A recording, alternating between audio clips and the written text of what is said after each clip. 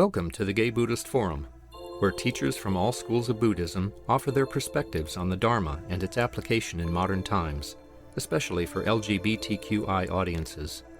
These talks are offered freely to the world and made possible by appreciative listeners. If you would like to support our efforts to share the Dharma with underserved audiences, please visit gaybuddhist.org. There you can donate, find a list of upcoming speakers, or enjoy many hundreds of these recorded talks dating back to 1996. I want to welcome all of you to the Gay Buddhist Fellowship. I'd like to begin with a song that corresponds with the metta, loving kindness. It's in song number 8. It's a chant.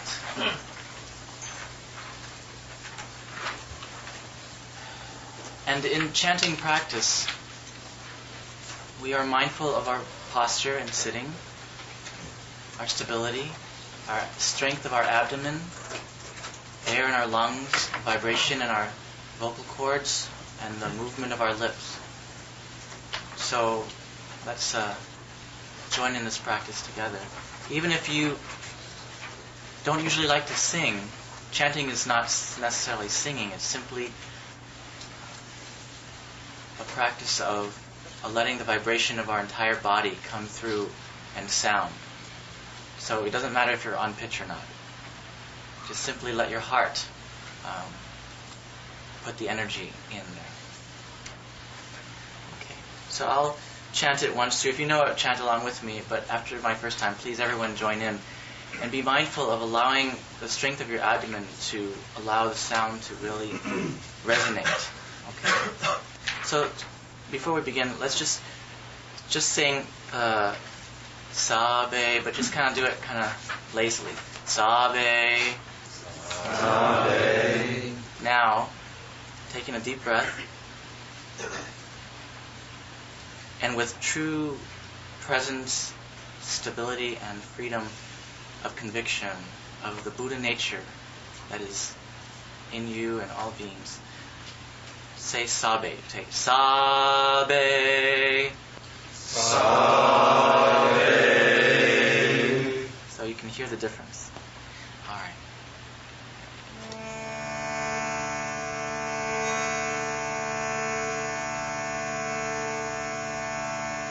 Sabe sata suki hantu.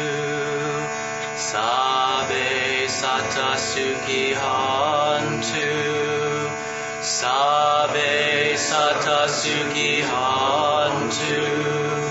Sabe sata suki hantu. May all beings be happy. May all beings be free. May all beings be joyful. May all beings be at peace. All together. Sabe sata suki hantu. Sabe sata suki hantu. Sabe sata suki hantu. Sabe sata suki hantu. May all beings be happy. May all beings be free. May all beings be joyful. May all beings be at peace. Sabe sata suki hantu. Sabe sata suki hantu. Sabe sata suki hantu. Sabe sata suki hantu. May all beings be happy. May all beings be free. May all beings be joyful. May all beings be at peace. One more time. Sabe sata sukhi hantu. Sabe sata sukhi hantu. Sabe sata sukhi hantu. Sabe sata sukhi hantu. May all beings be happy. May all beings be free. May all beings be joyful. May all beings be at ease.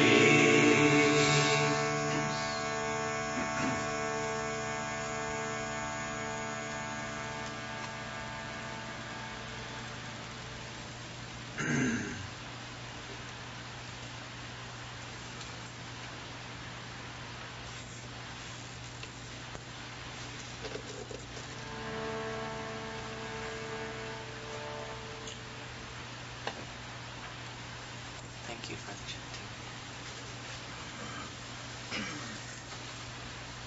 So today we've already gone through the first of the fives, the 5 remembrances during the meditation. Next, I'd like to talk a little bit about the 5 mindfulness trainings, traditionally called the 5 precepts. And I'd like to read the version of the 5 precepts that have been written by Thich Nhat Hanh and our community.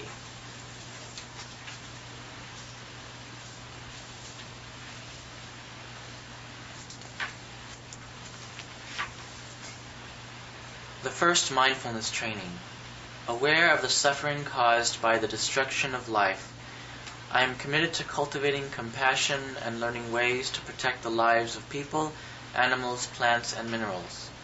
I am determined not to kill, not to let others kill, and not to support any act of killing in the world, in my thinking, and in my way of life. The second mindfulness training.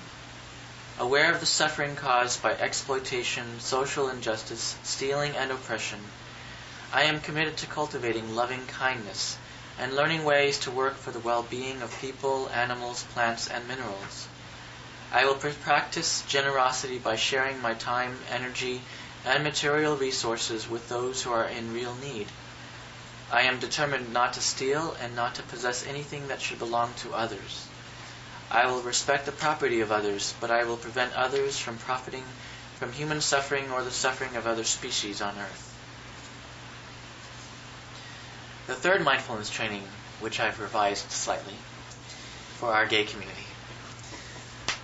Aware of the suffering caused by sexual irresponsibility, I am committed to cultivating responsibility and learning ways to protect the safety and integrity of individuals, couples, families, and society.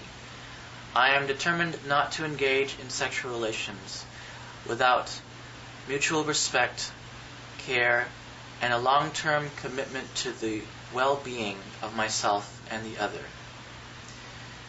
To preserve the happiness of myself and others, I am determined to respect my commitments and the commitments of others. I will do everything in my power to protect children from sexual abuse and to prevent couples and families from being broken by sexual irresponsibility. The fourth mindfulness training. Aware of the suffering caused by unmindful speech and the inability to listen to others, I am committed to cultivating loving speech and deep listening in order to bring joy and happiness to others and relieve others of their suffering. Knowing that words can create happiness or suffering, I am determined to speak truthfully, with words that inspire self-confidence, joy, and hope. I will not spread news that I do not know to be certain, and will not criticize or condemn things of which I am not sure. I will refrain from uttering words that can cause division or discord, or that can cause the family or the community to break. I am determined to make all efforts to reconcile and resolve all conflicts, however small. The fifth mindfulness training, slightly revised as well.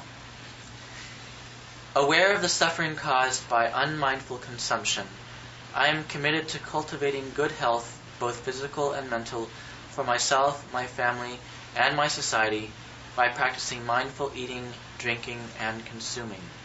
I will ingest only items that preserve peace, well-being, and joy in my body, in my consciousness, and in the collective body and consciousness of my family and society.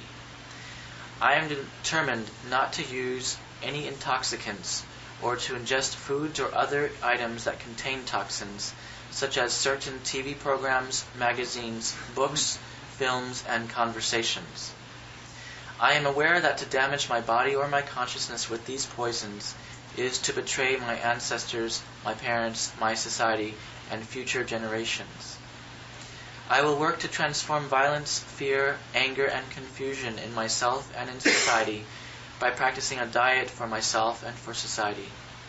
I understand that a proper diet is crucial for self-transformation and for the transformation of society.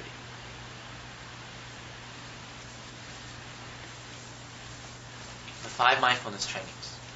These were the gifts that the Buddha gave to lay disciples who wanted to join his community but did not necessarily want to become celibate monks or nuns.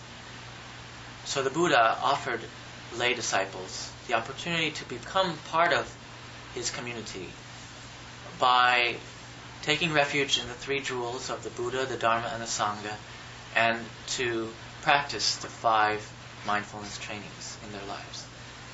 And to commit to this, then you became an official disciple, lay disciple of the Buddha, without having to take the 200 or 300 other precepts that monks and nuns take.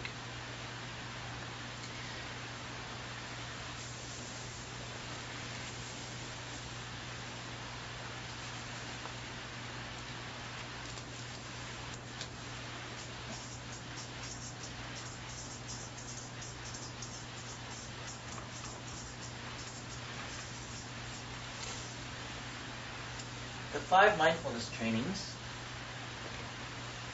I'd like to look at them from the point of view of our meditation practice, just for a minute.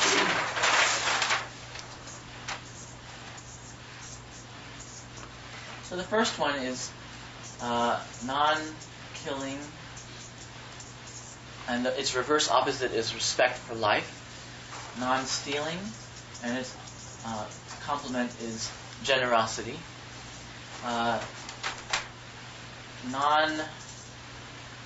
Irresponsibility in our sexuality. Of course, the complement is responsibility, sexual responsibility. 4th, non-lying and non-harmful speech, which then also means mindful communication, deep listening, loving speech. And non-intoxication, which also means practicing a healthy diet, not only in what we ingest physically, but also mentally and socially and spiritually. Okay, so from the point of view of our meditation practice, I'd like to take a look at these and group them together.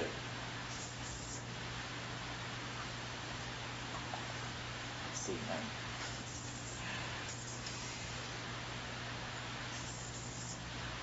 okay, so I've grouped them into 3 parts.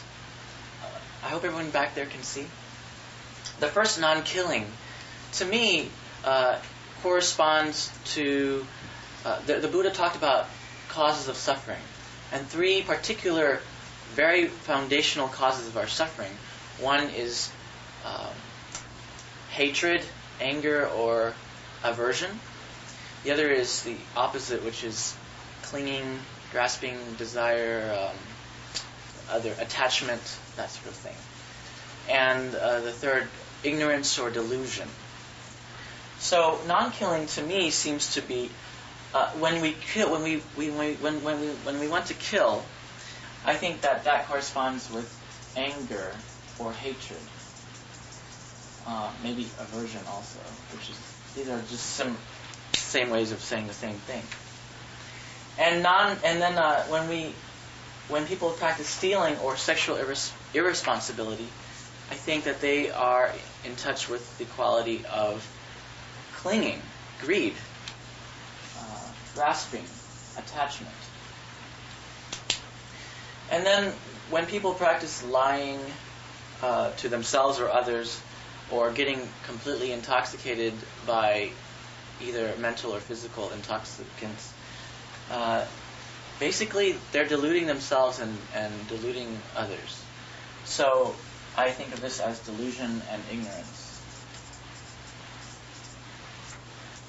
So the three poisons that the Buddha talked about that cause suffering, the 5 mindfulness trainings seem to be the antidote that is offered by the Buddha. The antidote to the poisons. Now, how do we practice the antidote in our meditation practice? I think that one particular meditation the Buddha offered to practice the antidote toward hatred and anger is the practice of metta, loving kindness meditation. We did some of that at the end of the meditation today, and we sang about that, chanted the metta. So I think metta meditation is very important to help us embrace the poison of anger and to transform it, alchemically transform it into something, into loving kindness. Greed, attachment, clinging, grasping, that is a poison that I think the Buddha offered the antidote of the practice of samatha meditation, which is stopping, calming, concentrating, being with what is, and just not attaching, not clinging, not running after, but simply stopping. It's kind of like, instead of trying to run after, our desires all the time, we stop. And that's what shamatha means, stop. Breathing in, breathing out. I'm aware of my breath, I come back to my body, stop chasing my thoughts, just be here now. I let go, and I'm just here and present. So that's what most people, I think, who are familiar with Buddhist meditation practice. When they think of meditation, it's just that stopping, breathing in, breathing out, just going back over and over again, repetitively to the breath, and letting go of everything else. Then the antidote for delusion and ignorance is the practice of insight, wisdom meditation, which is vipassana.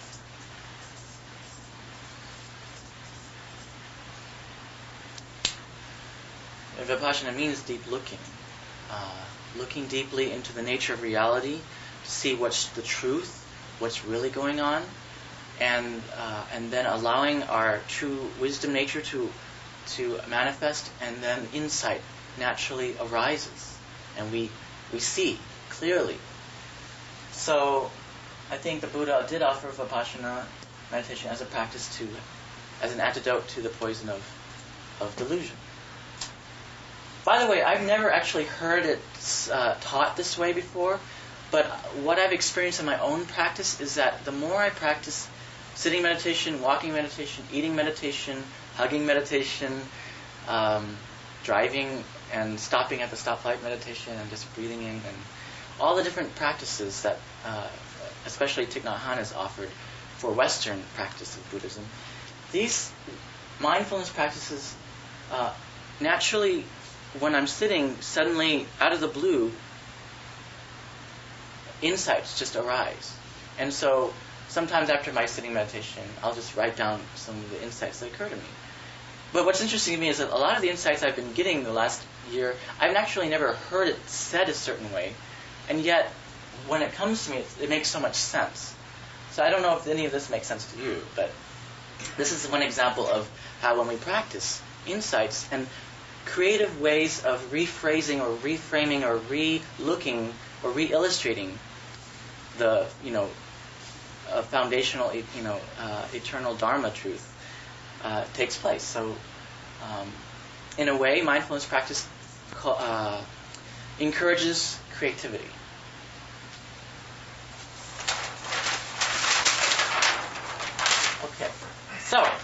I'd like to look at the 5 hindrances. By the way, I think that the Buddha taught in numbers because back then most people didn't know how to write or read. So everything was orally spoken and transmitted. I think things with numbers is much easier to remember. So that's why the Buddha offers so many numbered teachings. The 5 hindrances. So as we're meditating and practicing metta or shamatha or vipassana or whatever other forms of, because the Buddha offered several forms of meditation practices, but those are 3, I think, very foundational kinds. That we find in our practice, okay, we suddenly have hindrances. So what did the Buddha talk about for 5 hindrances in meditation? And in a way, they kind of correspond to the 5 mindfulness trainings in a way, too. All right, so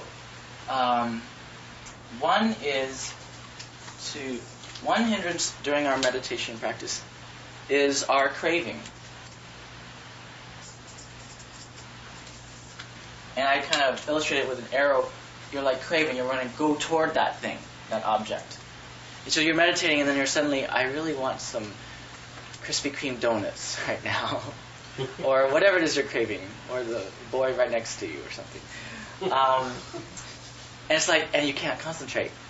So that's a hindrance. And the opposite of going toward that object would be aversion.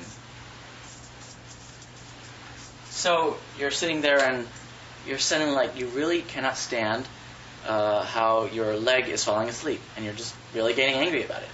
And you can't just be with it. You're just like angry about it. Angry. And so that's aversion. That's another hindrance. Another hindrance that can occur is, and I illustrate it as an arrow pointing down, is sometimes called sloth and torpor, but I have no idea what torpor is. I've never used that word. But I think of it as sort of like sleepiness, laziness. Kind of like your mind is sort of like, you're like nodding, and it's like you can't stay awake during the meditation. It's really difficult. How many of us know what I'm talking about? Okay. So sloth and torpor, sleepiness, it's like it's a problem. Now the opposite of that is worry and anxiety and lots of thoughts and lots of thinking, and you're just really revved up, and you just sitting is really difficult because you just don't want to sit right now, and it's like you just want to do something. You want to get up and do something else. So and your mind is just going around and around in circles. So I think of that as energy like really high, whereas sloth is like low energy. And then the 5th hindrance is called doubt. And I kind of illustrate this like going around in circles in your mind, like, oh gosh, am I really doing this right? Do I really believe in Buddhism? Or is meditation really going to help me? It's like, I don't know what I'm doing. It's like this doubt, kind of like confusion. Okay? You get confused in your meditation practice. So I'll just call that confusion and doubt. So, what are some practical ways to deal with these 5 hindrances? Well, in my opinion, there's lots of ways, but I'll just give a few just simple ones. Again, craving, we can do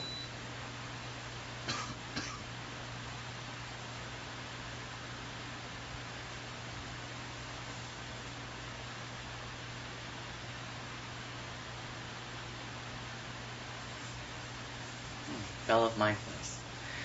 Okay, so craving, when we're so attached, we can do shamatha meditation, letting go meditation, stopping, calm. Aversion, we can do the metta meditation, loving kindness toward our sleeping foot or whatever. Loving kindness.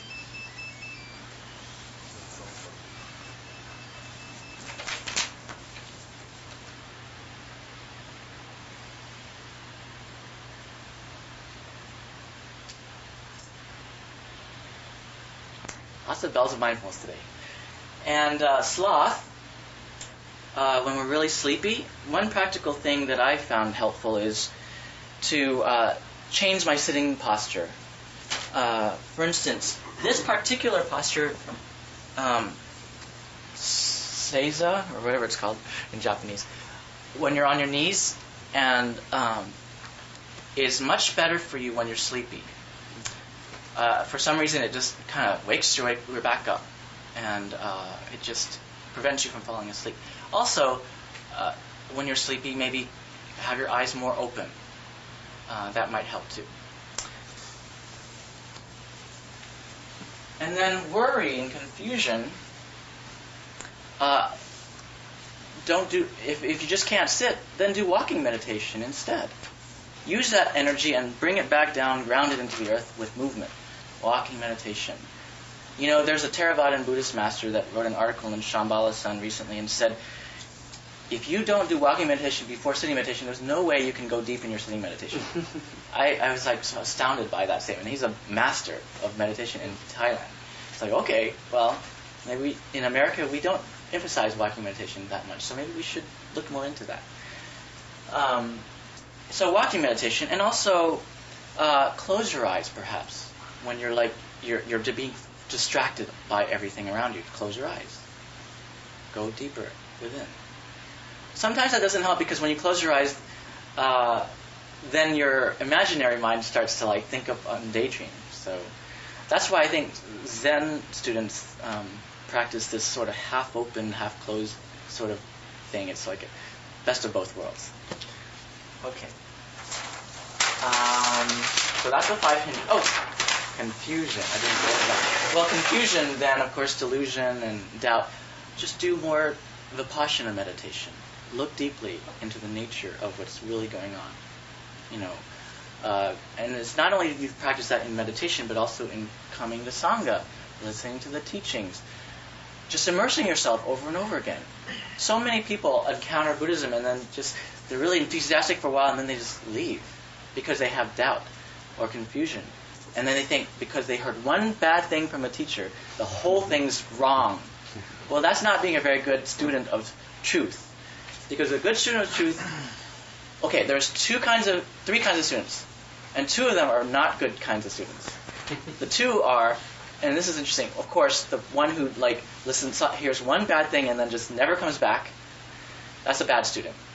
The second kind of bad student is actually someone who comes faithfully all the time and never doubts a single word of the teacher. That's another kind of bad student. That's called codependence. The third kind of student is the good kind of student. The one who is faithful and listens and also has some skepticism, but sits with it for a long time. And then until they realize, 1, maybe they were actually wrong and the teacher was right. 2, the teacher was slightly off. Or 3, the teacher was completely wrong, but the teacher may still be a good teacher. Who knows? On other levels. Okay. So, now,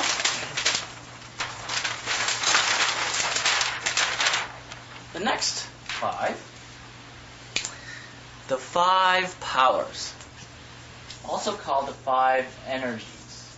I believe it's energies. No, faculties. Okay. The 5 faculties, or powers.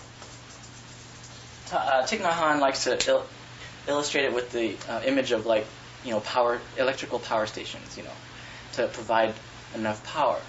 So the 5 faculties, what are they? Well, again, this corresponds to our practice because the first power or faculty of energy for us is faith. You don't hear a lot about that in Western forms of expressing the Dharma. You don't talk a lot about faith because you want the truth, investigation, experience. But faith is the first power. Without faith, at least initial faith in there's something right about the Dharma, you're not going to pursue it. And if you start losing your faith in the Dharma, you'll stop practicing. So faith is very important, but it's not blind faith, I believe in this and that because someone else said this and this is what it says in the text. That's not the kind of faith we're talking about. Faith in this context means confidence from experience. You've tasted enough of the truth of something in the Dharma, and you know from experience that it's true. And you know it's beneficial, and you know you feel more loving kindness when you do metta meditation. You know you are able to be more calm after doing walking meditation. You know from experience. I know from experience walking meditation is very, very healing. And I've had some interesting experiences. Maybe I'll share some of them next time. But faith is very important in our practice. The second power is called diligence or energy. And again, this is very important because some people may have an initial experience of like, whoa, this really works, But if they don't keep, it's like those high mountain retreat experiences, like, oh wow, I'm just open and I'm loving and I feel insightful. But then you go back to your everyday job and your roommates, and it's like you start to lose that feeling, and then you start to have doubts and discouragement. But diligence is about just keep on keeping on. It's like you can't just live on booster shots and vitamins. You have to have your 3 daily meals. Same with the Dharma. You can have these wonderful retreat experiences, but you need to do your daily practice every day, and even moment-to-moment practice, because it's not just about sitting meditation. It's about mindfulness when I open the door, mindfulness when I say hello to someone, mindfulness throughout the whole process of the day. Okay, and then the third, fourth, and fifth that you all probably know about: mindfulness, concentration, and insight or wisdom or understanding. So mindfulness, just being aware of what's really going on, being present, helps us in our practice. Concentrating, being able to focus and go deeper, investigate deeper into the nature of something, and also to be fully present in an activity. Not like you're doing one thing and you're thinking something else, but really being present, body and mind fully there. And insight, wisdom will arise naturally. And it just goes, and it's like because of that, it encourages your faith. You have more faith. That then gives you fuel for more energy and diligence to practice mindfulness, concentration, and then insight again gives you more faith. It just goes on and on. It's like a infinite power or energy kind of, what's it called? That people have been trying to find infinite energy or something. What's it called? Perpetual energy sources, yeah. Okay, so now, the last of the 5. The 5 questions from you. I'll take 5 questions now. Now, remember, asking a question is also a Dharma practice. Don't ask selfishly. Ask from a deep place within that you think that will benefit someone else, because maybe someone else may have the same question. Okay? So. And it can be about anything. So just ask me whatever you feel like asking. Okay, yes. This is about the right speech question. So how to be mindful. I had a situation arise recently where somebody was doing something, contemplating doing something I thought was very immoral, which was asking a student to a social event. It was under his supervision. And I feel very strongly about that because I think sexual harassment and sexual coercion is wrong. So I tried to express myself, and the person clung to his views. I guess I clung to my views as well.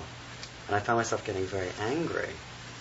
And then afterwards I was crying, actually, in front of the person. I was sort of mindful of crying. It left me feeling very upset. And I sort of trying to reflect upon what's a mindful way of dealing with a situation like that. This is also someone who's committed to Buddhist practice as well. Thank you for your question.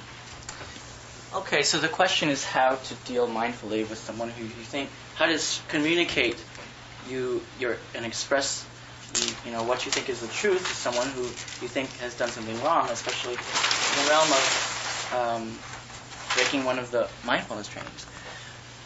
Well, in our practice of Thich Nhat Hanh, we have something called beginning anew. you were there yesterday at the retreat, right? So basically it's a 3 or 4 part process. You can always add your own 4th one if you really want to. It's a flexible practice. The first is called flower watering. The second is called beneficial regrets. And the third is called sharing of hurts. And you might want to add a 4th one that's more positive so you don't end on that note. But this practice of writing, and I would suggest writing a letter to this person, because I think maybe it's too emotional in face-to-face right now. Sit down, write a letter, write it 3 times. The first 2 probably just throw away because it might be too personal and emotional. But maybe by the 3rd time you write it, it'll be very mindful. Flower watering. Say what you think is really positive and mean it sincerely. What do you think are their positive qualities? And then go into things that you think that you might have done unskillfully. Maybe you didn't say this thing so well, or maybe you understand, it's hard sometimes to really keep the mindfulness training. So you talk about your own practice and it's how difficult it is. Then you share what you think the person did that was harmful or unbeneficial or unskillful. But you say it in such a way that it communicates to the other person that you're not trying to blame, you're not trying to put them down, you're simply wanting to help. You want to see the situation be better. So in other words, it's not about trying to be right, it's trying to be in harmony.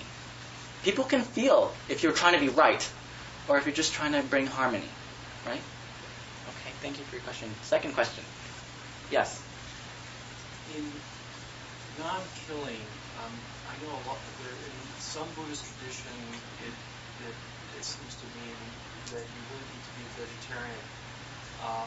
But in other Buddhist traditions, they eat meat. I know Tibetans do. I don't really understand how this concept of non-killing has to do with what you eat. Thank you. So non-killing and vegetarianism.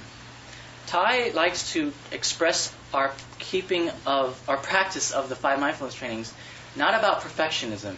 In fact, he even says he cannot keep them all perfectly in their extreme ultimate form. No one can. Because every time you walk, you're killing some microorganism or something, and every time you boil your vegetables as a vegetarian, you're killing something. So it's not about perfectionism in these mindfulness trainings. They're called, he's calling them mindfulness trainings rather than commandments or precepts, because he wants to help us to see it's dynamic. It's like the sailors used to use the North Star to go toward the north. That doesn't mean they were trying to get to the North Star itself.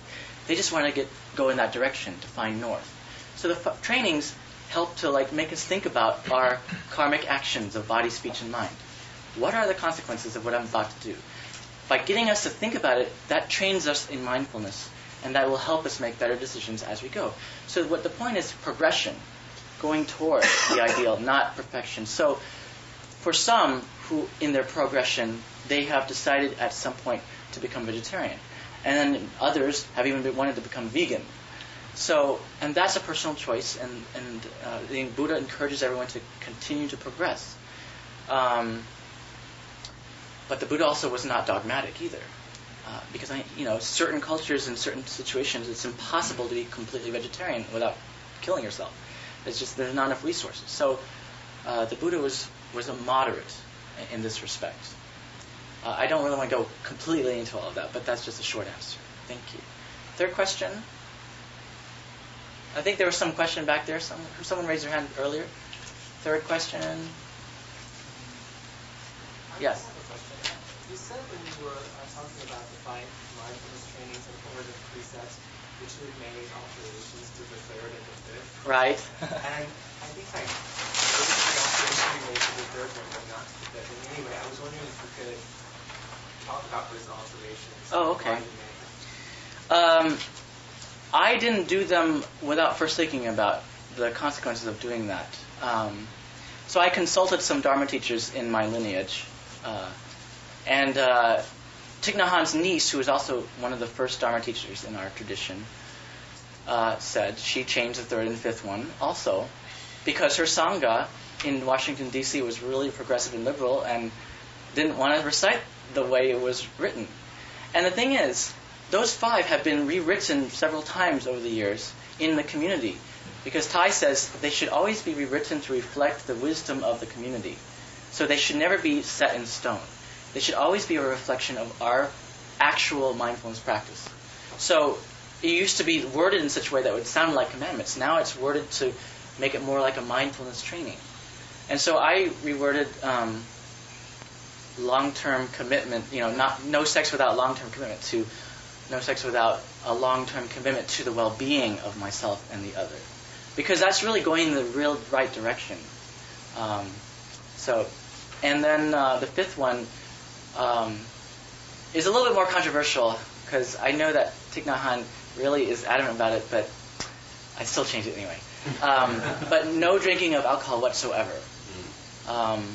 And I agree with the principle, in principle, but I think because there's so many in our community that, at least drink a little bit of alcohol, I don't want to prevent them from practicing the Dharma if that's going to be a stumbling block. So I reworded it to reflect the actual meaning of that, which is intoxication, like becoming deluded, and because if you become intoxicated by drugs or alcohol to such a degree that you kill someone by driving drunk, that is bad. Okay, so you have to be mindful of your actions, because there's a Buddhist story about that. The 4 first mindfulness trainings, they're not so bad as the 5th. But why? Because the 5th, you can commit all 4 because you're drunk, and you can kill, you can steal, you can lie, you can commit adultery, whatever. It's because you don't know what you're doing. And so the practice of mindfulness is the opposite of intoxication. Yeah. Yes, 4th question. Could you talk a bit about the relationship between contemplative Buddhism, which is what my experience has been mostly practiced in India, and many cases in the West, and the relationship between that and engaged Buddhism? Okay. Contemplative Buddhism and engaged Buddhism. They inter-are. You can't have one without the other. Because our contemplative practice enables us to be engaged and socially active in right ways, in right action in the world. But if we are not practicing metta and right action in the world, that will also affect our contemplative practice, which will become anemic and unrelated to reality. And you just start zoning into your own world, and that's not what Buddhism is about. It's not zoning out into some blissful realm. It's about being fully present in the midst of the suffering world and allowing your wisdom to bring out what is good and beautiful and true in the situation. But you can't do that if you're disconnected from the real world. Yes, 5th question. Wait, how many who has a burning 5th question? Okay, go ahead. I'm very concerned right now with the direction our country is going. And I think from my perspective, and I know it's a judgment, it's going in a hateful, intolerant direction. It's just getting worse and worse. My reaction to that is very complex. There's a lot of rage, there's a lot of despair, there's a lot of counter-hatred. I just wondered if you could address how, as a gay man and also as an extreme minority religion, which is probably discredited by the major practitioners of the major religion in this country, how you go about addressing that in a way that you think is meaningful, not only for your own well-being, but maybe for the understanding of the other side, and maybe wanting that edge of hatred and intolerance.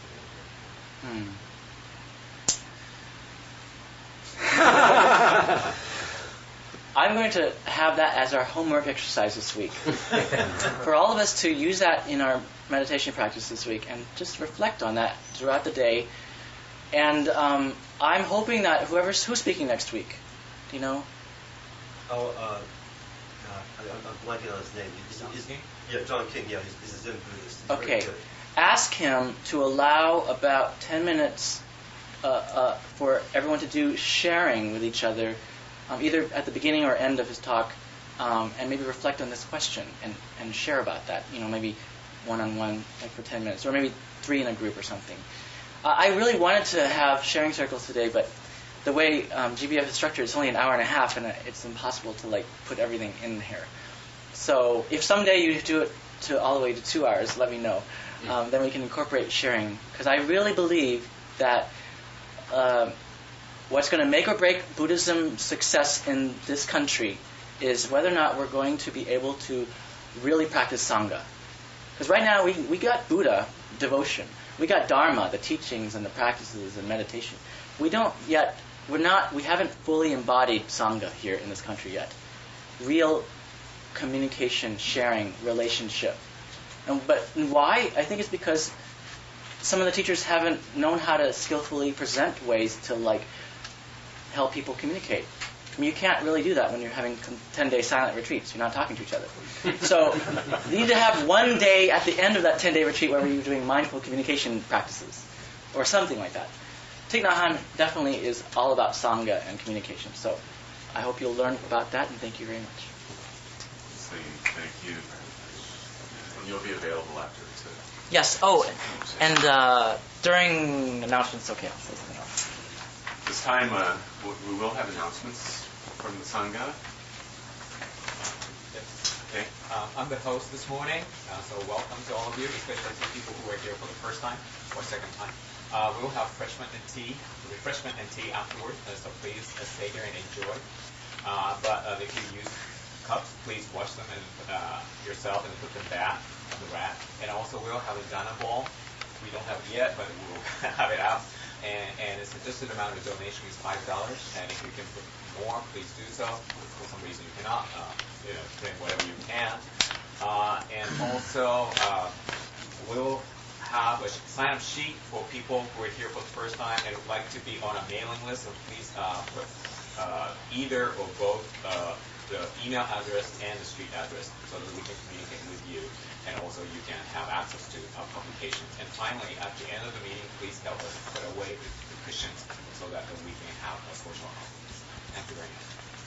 You did all that without any notes. It is impressive. Also, there may be a group of folks gathering afterwards for lunch, so you can linger around and see who that group is. A few other... Clint and then Jen. Yeah, based upon, we had a steering committee meeting last week and a couple of decisions. In order to provide everybody the opportunity and pleasure of donating to GBF, we will be actually circulating the Dharma ball. One person will be walking around. And I hope that people will take advantage of that and contribute as they see fit. Also, Lee mentioned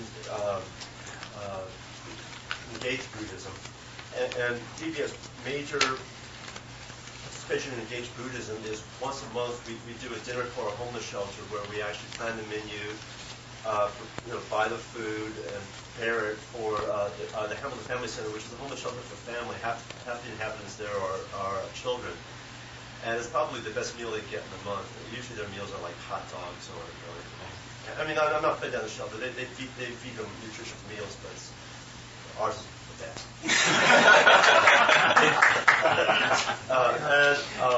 We can sample them to find out. Right. And if it's always the second Saturday of the month, which is this coming Saturday. That sounds like a project you might be interested in becoming being involved in the team. You can see me afterwards. We meet at 3 o'clock to start preparing the meal. We serve it at 6:30. And it's a very rewarding experience. I think people who participate in it will back me up in saying that it's a very joyful, rewarding experience. And since Clint designs the menu, of course it is the best. Jen? Yeah, I'll get there. We got Jen? One way we use the mailing list is to mail the newsletter, and this is my bi-monthly announcement that we have after the tea and coffee cake period today. Sort of collations, folding, stapling, labeling, stamping procedure, which we're going to do in the conversation pit over there. Anybody remember conversation pits? Yes. And so we don't have that many to do today. Like 2 months ago, there's the newsletter and the fundraising letter, and we have a lot of paper flying around. Today it's pretty compact. Also, the newsletter is available on the website, kbuddhist.org, so you can get it there. But for the few Stone Age people who still get mail delivered, we do mailing parties. So if people could, a dozen people help out, that'd be great. Hands, just for me to see. That's good. Can we start before 12:30? Yes. Maybe. And I'll just There are a lot of people here. I don't want to overlap on the conversation too much. Thich was called for this month. By accident. They didn't charge us for it, but they did it by accident. So we must do that. We're done. Concerning engaged Buddhism again, I just want to, first of all, I want you to ask if those people who agreed to serve on the committee to work on prisoners' mail, if we could meet next week after the meeting. I think it's important. There's a lot of letters that we have to process. And a number of people, I'm not going to do it today because of this suffering. Although we could do it. Just for those who don't know what it is, we have quite a few prisoners every month who write into us who are gay and Buddhist, or are thinking about being Buddhist, or in meditation, or I got a letter this week, I'm Muslim, and I don't know what to do about that because everybody, I can't even talk to any Muslims about that. And I was able to find that in Canada and in England, there are actually support groups for gay Muslims. None, there's one that's very putative in the United States, so it was interesting to do that. But anyway, I'd like to ask people to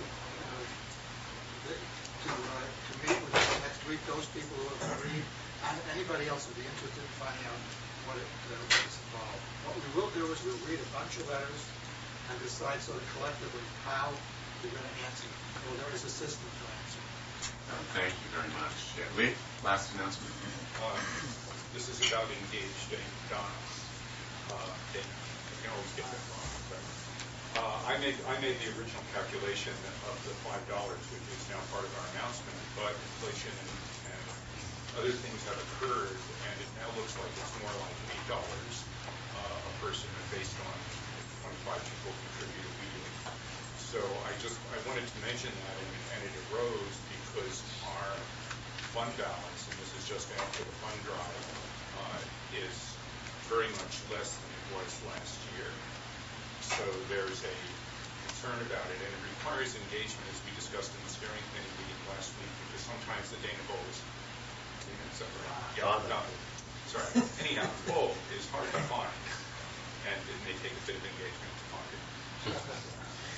Does somebody have the Donna bowl today to pass around? It's in the cabinet, Jack. If all else fails, you can always use the bell as a Donna bowl. If you want, I'll bowl it today only. So the bowl is purple and its mouth is very wide and very generous. Yeah, we need all the stuff in there too. Excuse me, Jesus. We'll draw our time together to a close with a blessing. So a quick announcement before that.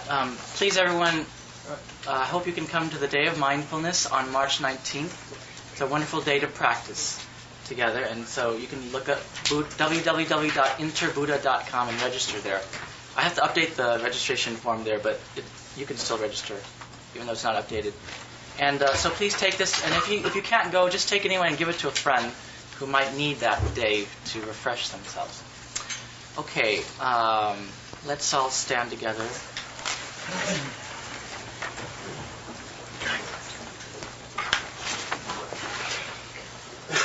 Maybe hold hands to someone next to you, even if it's not completely like a circle.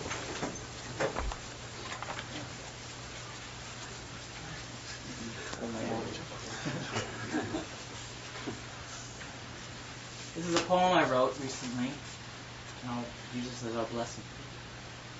Wake-up call. A message from the Buddha. Heart to heart, that is how I would speak with you. Words are not necessary in the language of the heart, and yet the mind at times needs words to understand what only the heart knows beyond words. I would speak to the totality of who you are, mind and heart, body and spirit, with words and in silence. Creature of the earth, you are not the self you suppose yourself to be. Child of the cosmos, you are more than the self you think you are. You are a Buddha. It is time to remember and awaken to the truth of who you are. I am what you will be, what you are, what you have always been. Only you have forgotten. Only you have simply to remember. I am the awakening. I am the voice of your heart. My word is the vibration of every atom and every star, the light of all beings in the universe. Listen to the voice of awakening, the truth of your heart. It is time now, time to listen and remember. This is your wake-up call. You are a Buddha. What is that?